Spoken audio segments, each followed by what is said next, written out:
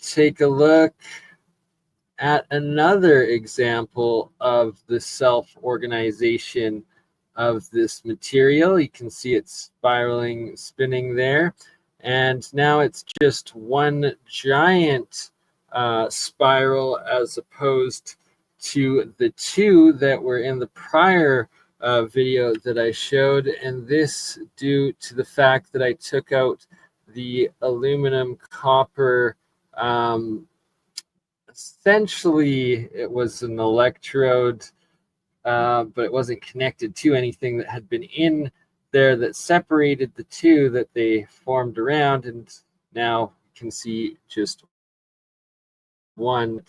All right. So, Jeremiah, if you're available and able to join quickly, just to give us a little update on your transmutation results that you have gotten, which is absolutely awesome. You don't have to do a full presentation or anything of the sorts right now, but if you're around, here is the link to join, emailing you right now.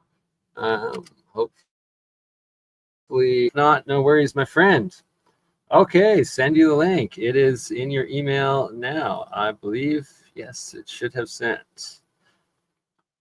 All right, so here we can see that spiral, self-organization, and let us get another one. So this one, quite fascinating as it's the original preceding to all of the videos, and it is the white monoatomic top cloudy ormus that you can see doing this double spiral action happening, and that there's the aluminum electrode I was speaking of still in there, and thus separating the two despite it not being connected to anything, just its presence causing the dual spiral as opposed to the single spiral action observed once it's removed. And I had just poured a little bit of water into the jar, which then created this reaction and self-organization of negative entropy from the charge separation in the water, and how it dissipates and self-organizes into these spirals. And so the two we just saw there of the top of the white monoatomic material, and then this video after I had poured more water into it, which disturbed some of the bottom material, then creating the denser ormus or GANS material spinning in two opposing spirals. Hey, welcome, Jeremiah. Good to have you, brother. Hey, how you doing tonight, man? Good, good. Much better. Got my job back, so I am happy. I am employed once more, so life is good, and I don't hate everything anymore. All right. How are you, my friend? Oh, quite well. I'm really glad to hear that you're doing better, man. I was concerned about you the other day, and I'm glad that it worked out. I'm just stepping outside for a moment to stare into the sky and see if I can crane my neck around enough to actually get a glance at the blood moon here. It's just going past the top of my building, so I have to look at a slightly different angle for the apex. Yeah, it's definitely getting there. Like it's unfortunately going to be probably outside the range of where I can see it from this side of the building. A bit later when it hits its full apogee, but you know, for now it's looking pretty good. So I'm just, you know, I'm gonna wait a little bit longer. You are? Can you turn on the camera? Can we share? There's nothing really to see. I mean, It's I have to stretch my head past the edge of the patio railing in order to see it, and I don't really want to hold my phone out. Like, stretch it out over there. No need to dox yourself live on camera either, I guess, if you're showing building angles and stuff. Don't need to do that. Yeah, indeed. So there's a lot of reasons why I wouldn't do that, but anyways, now I have things to show indoors, and no, what's really recently interesting here is that I was doing these sonicator experiments, because we've heard about Ultra or ULTR, Bob Greenyer's pet project with the ultrasonic cleaning baths, and using those to sonicate the heck out of aluminum foil, and having that aluminum foil show yin-yang type of patterns and the signatures of exotic vacuum objects. But the most interesting part isn't the signatures that are left on the foil. I think that's what a lot of people, kind of stopped at when they look at Ultra. They're like, okay, so there's cool, shiny patterns on the foil and geometries, right? But no, the really cool stuff that happens in Ultra is that the aluminum foil turns into iron-rich crenellated nanospheres. And that is a transmutation process where aluminum becomes iron and also produces byproducts of a series of many other elements. So I successfully did that experiment in my ultrasonic bath quite some time ago, but the amount of iron that I got out of it was so utterly tiny and insignificant that you had to basically let it settle out for an entire day, and then you would have to go back in there with the tiny little eyedropper sucker and try to get the itty bitty little bit of grayish powder that was at the edge of the bottom. If you tapped it enough, you might just be able to get a couple particles out of there, enough to see with your naked eye. But I have another machine, and this would be the first time that I've actually really messed around with it. And I think for this, it might be best to pull out a few things here. Let me see if I can grab some stuff ahead of time, and then I'll flip on my camera. But I'll show you this insane machine that I have. Okay, yes, so please.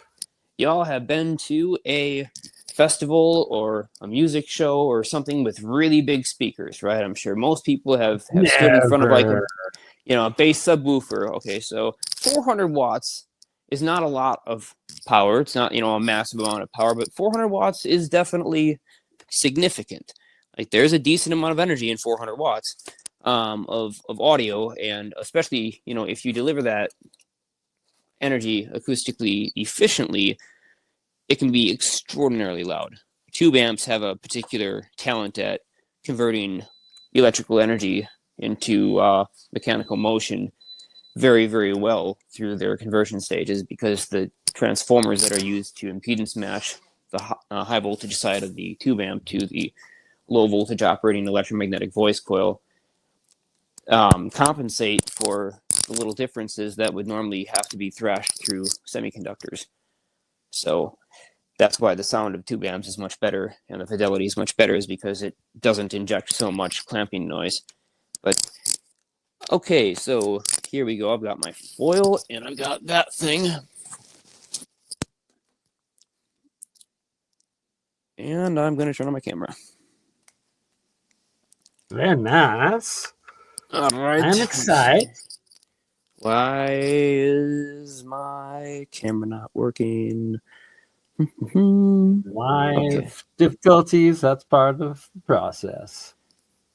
It says, oh, that's why, because I have to do that. Boom. We got her. That's much better. Okay, yes. So this is a probe. I'll zoom into the head there. That's the head of a ultrasonic probe capable of delivering 400 watts of acoustic energy, 400 watts of sound. Just imagine how loud that would be. Wow. Into a tip the size of my fingerprint. And so I need one of these, please. Where do I acquire such device? This one's made by Fisher Scientific. It's called a sonic dismembrator. This is the Model 500, and the dismembrator part here is, this machine was designed to basically, you are taking a small lab beaker, filling it with some biological material like cells of something that you want to test, and this thing will vibrate so hard and so fast that the cell walls will literally be ruptured. It will dismembrate the cells, removing the membrane that protects them and exposing all of their internal goodies, ribosomes and nucleotides and the DNA. So if you wanted to get inside of a cell, this device is designed to basically get you inside of that cell. But it also is really useful for turning large amounts of stuff that are in big pieces or put together into really, really itty bitty tiny amounts of stuff. So what I did is I took a piece of kitchen foil and about maybe a foot long piece of kitchen foil, folded it a bunch of times until I had it in quite a few layers that, it was a square like this big by like that big. And Nice. I shoved that into the bottom of a 200 milliliter flask. I filled that flask with distilled water. And then I just simply brought the probe tip right down to the point where it was just about touching the surface. Now, this probe tip moves in and out. It moves up and down like this, like a piston. So that's the direction of motion. So it produces sound waves that shoot out the tip here and go straight downwards and would hit what's ever underneath it, which in this case was the aluminum. The acoustic energy is so intense that it sends a ripple through the lattice structure of the aluminum metal, and the electrons get ripped off. When the electrons get ripped off, and keep in mind this is surrounded by water, so there is all this pressure from the water, so that it just can't send particles flying away. The water is pushing down on this reaction as it's happening, and the sound wave being produced by the tip of this is pressing against the aluminum. So the aluminum lattice is distorted. The electrons of that lattice get completely torn off, and now the nuclei of the aluminum atoms are exposed to each other, but there's still the acoustic energy being pumped in. And in addition to just the motion of the tip here that's moving up and down, it's also doing something else. It's producing cavitation within the water. Now, the speed of a cavitation bubble and its collapsing field, or the rate of the collapse, the amount of momentum in the sound wave that it will produce takes the low frequency, large displacement sonic action from this probe tip and turns it into incredibly high frequency, ultra fast impulse sonic displacement. And that impulse is so fast that it can slam the now exposed nuclei of the aluminum atoms together and start fusing them into other elements, which ultimately they tend to end up as iron. But the interesting thing is when it does this, when they slam together, they tend to slam together and form these little crenellated spheres. And the spheres can grow over time. So this I did not actually use the probe tip to jam into the aluminum. It looks like that because I allowed the probe tip to just get close enough, and the sound waves created all this crushing and all this appearance. So that's all done by sound. That was not from physical contact. And that's why the probe tip is it looks absolutely perfect, and there's no erosion on it. Now, obviously, this whole entire horn, this was used. This is a used piece of equipment. I got it for less than $1,000, and it cost like $5 or $6 new. So not too bad, but just that amount of energy can literally rip electrons off of metals. And so now I want to try other stuff. If I know aluminum turns them together, right? So if I know aluminum turns into iron, I wonder what bismuth turns into, or what tin, or nickel, or zinc, or copper, or who knows? What do those things turn into? And so now I've got to run this experiment in a various number of iterations and find out. Absolutely, we do. And did you, by chance, have any of those little iron spheres available, or was yes, that for but it's going to be okay. So this is going to be an absolutely garbage video, and I'll try to show you. I have not refined the ones out that I just had drop out of suspension tonight during the blood moon. They finally settled down. I know the pH of that stuff is still high because the other problem with the sonicator is it will rip off any oxygens from the aluminum before it starts actually ripping the electrons off the aluminum atoms. And once you rip the oxygens off the aluminum can now start to react. And because normally aluminum would react with the oxygen in the air, it would form aluminum oxide, which is a sort of whitish colored ceramic material. Aluminum oxide is what they use in anodized coatings to harden the surface of aluminum and protect it from the elements. It becomes less reactive because it's already bound to something. But in this case, it's surrounded by water molecules, so it becomes aluminum hydroxide and binds with the water, which is actually a base. And that base is so powerful that the sonicator turns the aluminum foil and the distilled water into aluminum hydroxide, which then starts to eat the rest of the aluminum foil and generate a huge amount of excess heat. So you have to stop it before it gets too high in the pH or before it gets too warm, because both of those things together create a runaway process that has a logarithmic response curve. You're right, like that's wild, and that it will literally create a runaway process reaction. Yeah, it's definitely wonky.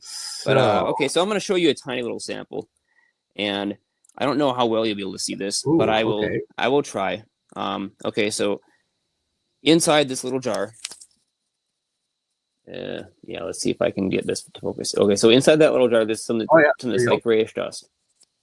Now, it's not like uber magnetic, because I did say they were iron-rich crenellated nanospheres, but that does not mean they're completely made of iron. They're actually made of a number of different elements, but they do have a high percentage of iron, so they are ferromagnetic, not just simply paramagnetic. And if I jiggle this jar around, kind of like I'm doing right now with my hand, and get those particles agitated so they're free to move, and I place a magnet underneath, you'll be able to see that it will actually pull them in to the line, and it'll want to stick right around the edge. So if I just I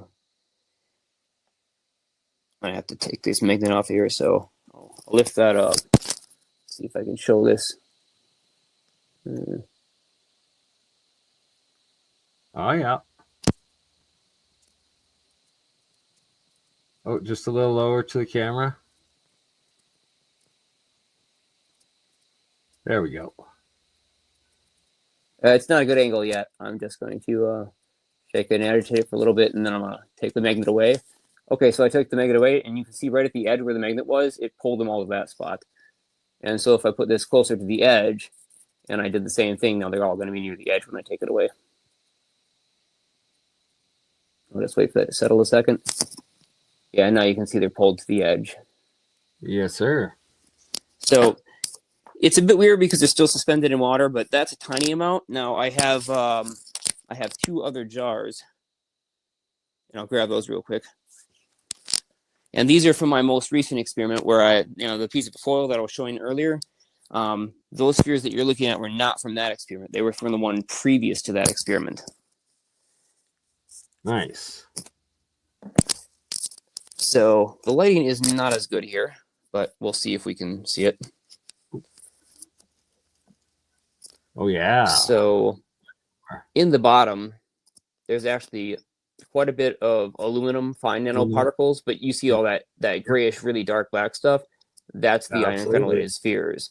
And I have to separate them out from the aluminum still, but that will be a process that I can only do once I change the pH. The reason that this solution is foggy right now, looks white, is because the even though I had drained off all the fluid from the top of this stuff that was left at the bottom initially, it still was reacting, and the EVOs were doing work. So literally after the reaction was shut off for the next several days, the EVOs were still coming out, breaking off the metal and going from the dark mode to the bright mode where they actually react, and they were producing even more aluminum hydroxide by microcavitating the rest of the material in there. So this was filled with huge chunks of aluminum before. It's all dissolved, and now it's this white murky powder in suspension. And this is the drain off stuff that was totally dark gray for days, and tonight during the blood moon it went clear finally, and it dropped off in suspension more of the ultra fine nano crenellated spheres, and they are sitting at the bottom, and you can see them. So when I separate these from the aluminum, I should have a decent little pile that I can send Bob Grenier in a small vial, and I will label them with the date, and I have the video footage of the setup for the experiment, and then he can scan them with SEM and determine what's exactly in them. But the thing is, the process that I use to generate these things and do this transmutation is a process that has never been done so far as I've seen yet, because I don't think anybody just had a 400 watt sonic dismembrator sitting around to play with. Like, a lot of people had ultrasonic baths, but they are not even close to the retarded amounts of energy concentrated at that probe head. I get you on that. I'm a little bit jealous. Well, We're gonna have to talk afterwards of some experiments that I'm gonna require you to run for me. oh man, I've been yeah, I also mentioned, I suppose, this other thing that I've been using it for. I didn't pull it out to do Ultra. It's just once I had it out, I had already done Ultra in a sonic bath, and I was like, okay, well, I got this for another project. I got it to make a special type of metamaterial for an anti-gravity experiment, or I should say an anti-gravity device that is a solid state, no moving parts device, and operates by similar principles to the Graviflyer, but doesn't have any spinning magnets or that kind of goofy stuff. So, anyways, to make the material, I needed to completely micronize a material called chitin, which is usually found in the form of chitosan, and it's derived. Chitin is derived from Bug shellfish. stuff.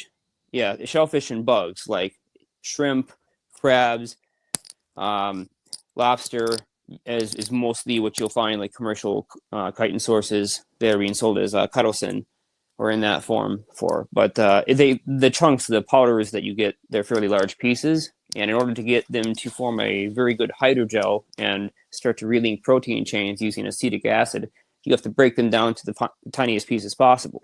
And in order to do that, I needed the power of the sonic dismembrator to really bust them into extremely nanoscopic sized particles so that they would be able to form a new hydrogel matrix and trap the specific material dopants into that matrix that I needed to interact with the scalar stacked electromagnetic field. I know exactly what you are doing with that, and that's super cool. It's going to be a heck of a thing, too, because I finally understand how to do it. It took my brain several years to understand the concepts that my mentor taught me. And now that he's not around anymore, I'm starting to talk about what these things were and what he taught me. And this kind of stuff is it. He showed me how to build these, or well, not showed me in person, but described with reasonably high technical detail how to construct these gravitational panels. And gravitational panels, exactly what I suspected with that material. And it goes back to, what was the Russian Soviet Gravenko that originally Grebenikov, yeah. Grebenikov discovered that the chitin in a certain type of beetle happened to have the right shaped geometry. Okay, so chitin alone does not have magical, mystical properties. Okay, well, technically it does. Chitin actually is an incredible detoxer if it's properly deacetylated. So, I'm sure I said that word wrong, but it has to go through a process in order to make it useful to a human and not toxic.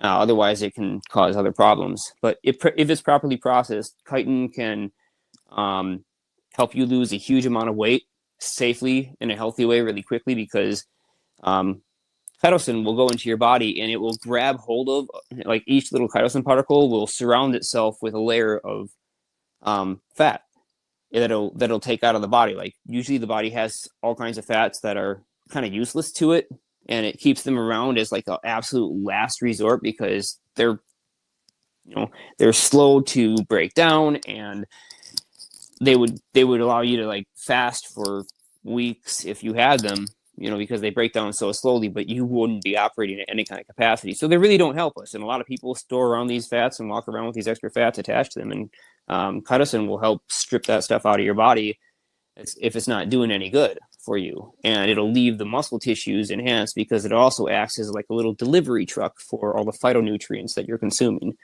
So if you combine it with things like high density multivitamin, or good supplementation of various micronutrients and other minerals and elements that you should be consuming if you're not getting them in your food already, or if you just simply take it in conjunction with meals, then that kind of thing, like it can help your body get that stuff into the bloodstream in a more efficient manner.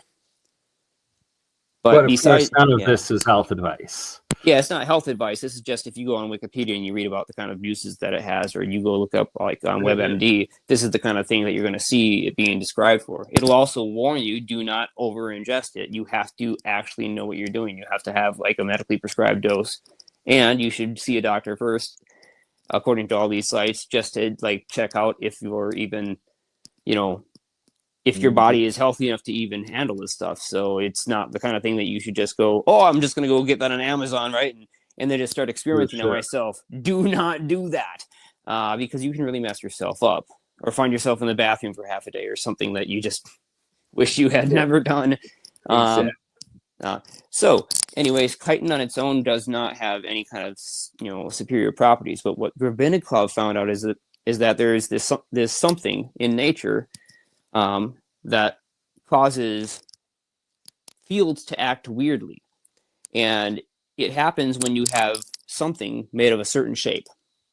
This something could be wood fiber, you know, cellulose, or it could be chitin, like in insects, or it could be a variety of other fibers. You could make it out of literally fiberglass. If you wanted to, you could make it out of bamboo.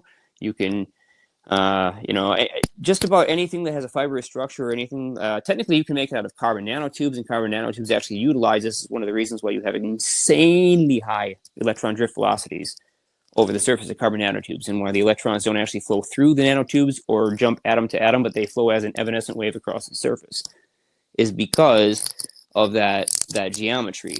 They interact very differently with the external space. And Grebennikov found that if you assemble a left-handed molecule, chitin, in combination with a certain geometry, which the beetle naturally had, and then you stimulated it with an electric charge and vibrated it mechanically and displaced it within that electric charge, that it would spontaneously generate its own magnetic field at the atomic scale. And that magnetic field plus the charge end up having a compound effect that puts a huge amount of energy into the localized stress energy momentum tensor, and starts to produce intensified electromagnetic radiation that can operate into the terahertz spectrum. And with all that said, basically he found out that if he shakes beetle wings really hard while they're electrostatically charged, and he has a source of ions, which in his case he used the carbon content of coal or a wood ash that was burned, and then mixed it with some kind of binder into some kind of plant fiber, and coated the inside of the bottom of that as like a negative ion source hooked up to a high voltage pulsed DC power supply. And it was those two things together, the high voltage ion source and then these little wings flapping with their geometric structures under that electric field, that was allowing him to fly around. Unfortunately, Grebennikov, according to legend anyways, or folklore, developed foot cancer as an exposure to what he called lepton radiation. Really? Really? Heard that aspect. Yeah, and so that's what lepton radiation, which is, you know, it didn't really have a name at his time, so why not call it something interesting? But, you know, this is what Bob Greenyer talks about with strange radiation, where it's a quite damaging type of thing that has a signature of these extremely high energetic self-wrapped electromagnetic fields. It's sort of like the Ouroboros of the electromagnetic world. If you close a field in on itself, then it's somewhat self-sustaining, like a phantom.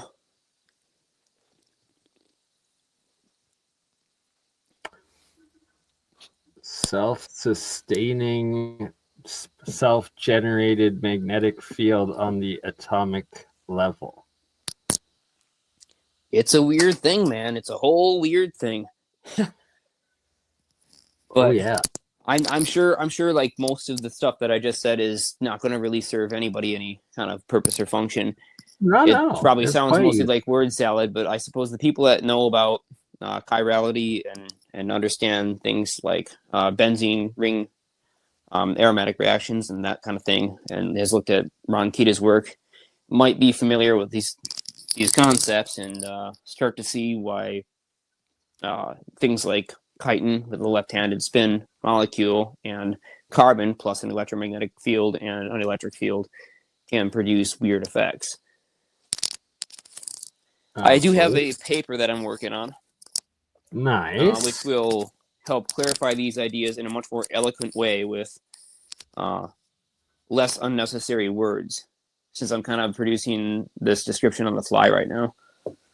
Hey, I like it. It's real science, and it's how we manifest our understanding and make sense of it, right?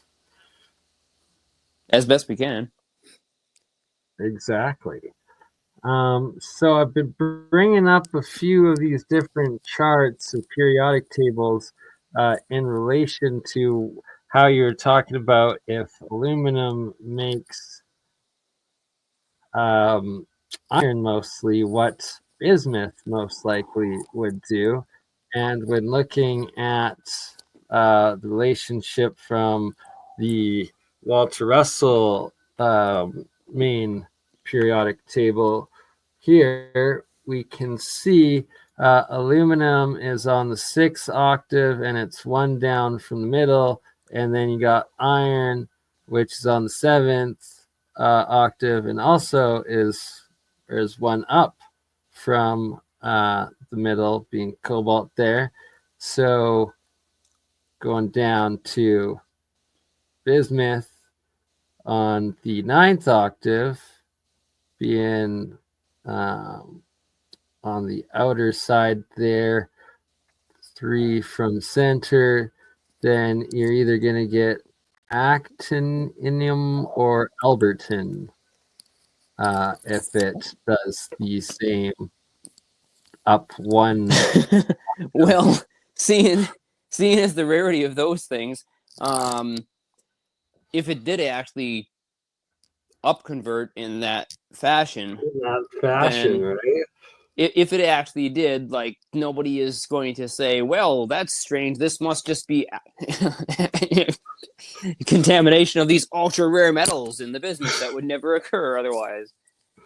Right, so now you're gonna have to do it and see if you can produce some alberton for your Albertan friend BurnEye here, right? So yeah, I don't think I've ever even said actinium out loud for any reason. I don't think I've ever had a need to. So. Right, or some actinium. It is a cool name to learn, though. Hey, we'll start producing it, and we'll have all the reason in the world to keep saying it. Yeah, then we can, get into the whole territory of, I wonder what I can screw with next. Oh, yes. Gotta love the mad scientist reality when you find a glitch in the matrix. So I believe this was also a Walter Russell diagram, and it's very similar to the Scenario Aero Club diagrams. That is interesting. Where did this come from? These are all Walter Russell diagrams. Huh. Did he have a label on that one of what he was trying to describe with it? I don't see it saved. I will have to look into it and find the original for you for it. Yeah, I wonder what he was trying to represent with that. There's so many. Yeah, one thing no one can take away from the man is that his drawings were absolutely gorgeous. Right? So before their time. And it's like he's the original theory of everything.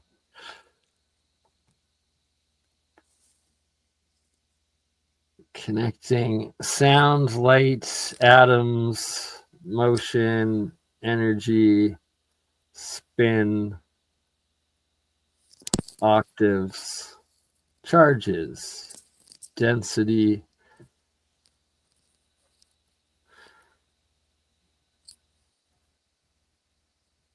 Oh, plutonium. So he called it something else before they were actually discovered or invented, I guess. Named.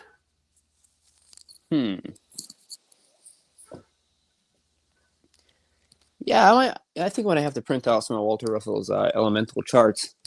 Oh, yes. Just to kind of determine like which things I want to test next.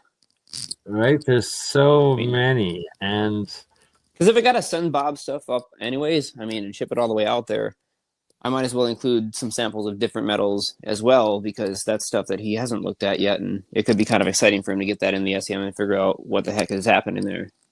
Just to know that the same process was used on two different things, it would give us a heck of a lot more data than we have right now. I fully agree and look forward to seeing what you come up with and the results. And here's another Walter Russell periodic table diagram that is vortex based, that is not so well known.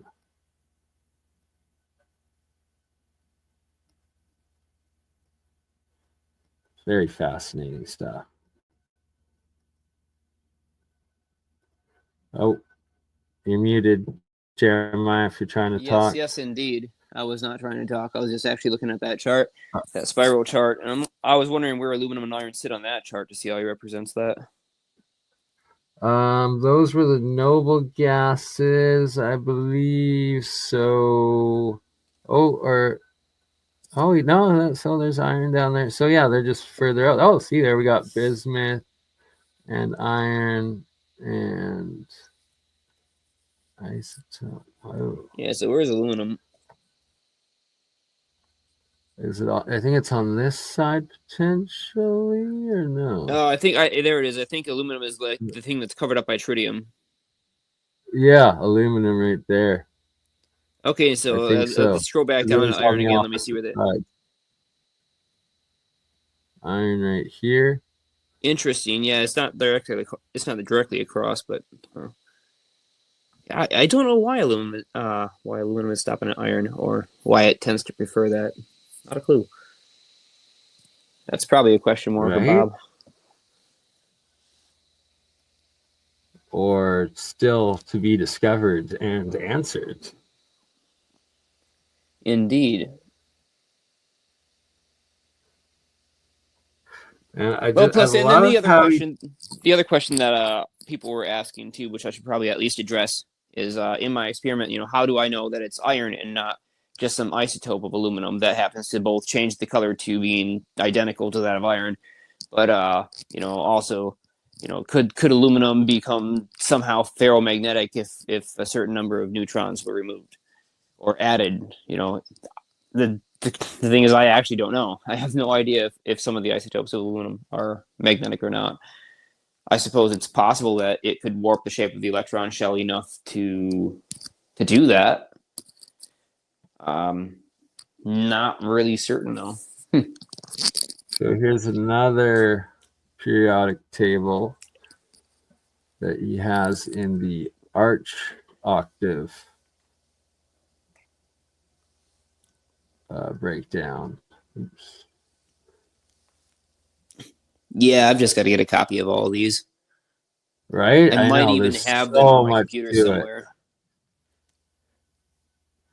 I should probably jump off though, maximum stability. Yes, we are getting to that time of around 2 hours as it is, because I need to end it so AI can generate a bunch of clips out of this. Namely though, it's also that 3 o'clock is about to roll around, and I need to go step outside and howl at the moon. And I was telling people earlier, as the Earth. Earth's shadow covers the moon, and we're losing all the blues and the greens and everything else that's of the violets there of the higher wavelengths being pushed off at other angles, right? So all you're seeing is the reds, and I was saying just stare up at the moon tonight and imagine that it's just washing all your blues away. So because that's photonically exactly what's happening. So I'm gonna go outside at 3 a.m. and howl at the moon. I'm going to do the same. Release my worries. Great advice, brother. Great science updates. Thank you for joining, and thank you everyone for watching, and we'll be back again soon. Happy Wormwood Moon to all of you, and go wash the blues away with the blood moon. Ta-ta. Laser. You crazy mother. Yeah. It's just burning.